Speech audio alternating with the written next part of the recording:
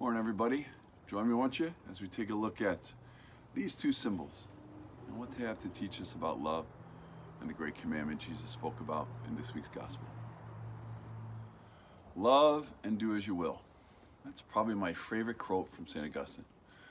I think I like it best because, one, it's simple, it's easy to remember, it's clean, it's clear, but it's also inclusive.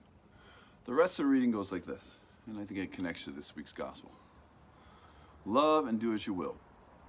If you hold your peace out of love.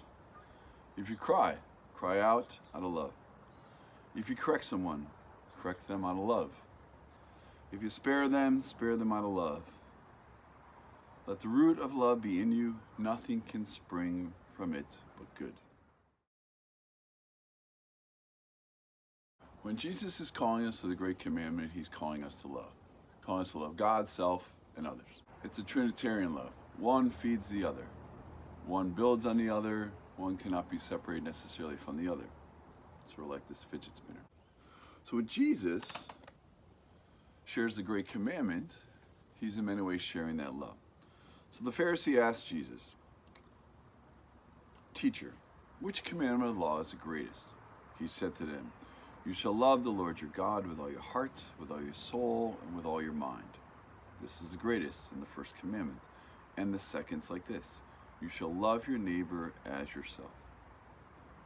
When Jesus said this, he was summarizing the 613 laws of the Torah about how to live out the covenant into two simple laws: loving God, love the self and others. Or as Augustine put it, love and do as you will.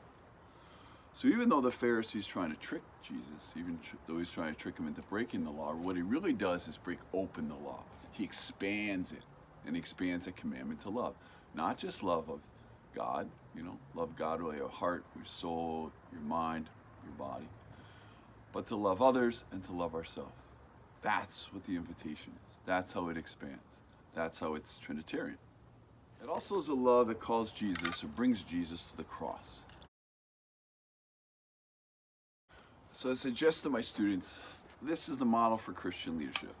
Not just because of the sacrificial love, but because it reinforces what we need to do. We need to deepen that relationship with God. We need to nurture that vertical relationship between God and ourselves. It's the God within.